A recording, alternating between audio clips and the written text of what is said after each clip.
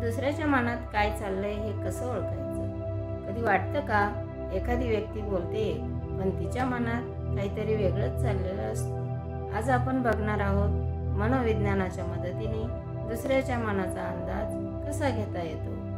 Number 1, चेहऱ्यावरील भाव व हालचाली.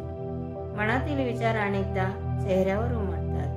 उदाहरणार्थ, जर एखादी व्यक्ती खोटं बोलत असेल तर ती टाळावे क्षण करते, ओठ चावते किंवा सतत चेहऱ्याला हात लावते.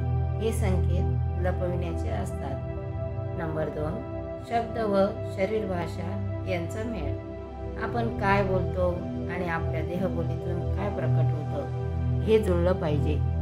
मी ठीक आहे म्हणणारी व्यक्ती जर खांदे खाली टाकून बोलत असेल तर ती कदाचित खरं सांगत नाही.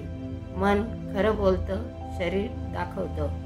नंबर 3, अतिप्रसन्न वागणं. सतत सगळ्यांशी गोड बोलणं किंवा कोणालाही नकार न देणं काही वेळा आत्मरक्षणाचं लक्षण असतं. अशा व्यक्ती स्वतःच्या भावना दडपून एक मुखवटा परिधान करून वागत असतात. नंबर 4, सूक्ष्म प्रतिक्रियांकडे लक्ष द्या. बोलता बोलता अचानक गप्प होणं, विषय टाळणं किंवा चेहऱ्यावरून हास्य अचानक नाहीसं होणं हे सर्व सूचक संकेत असतात की त्या व्यक्तीच्या मनात काहीतरी खतखततंय.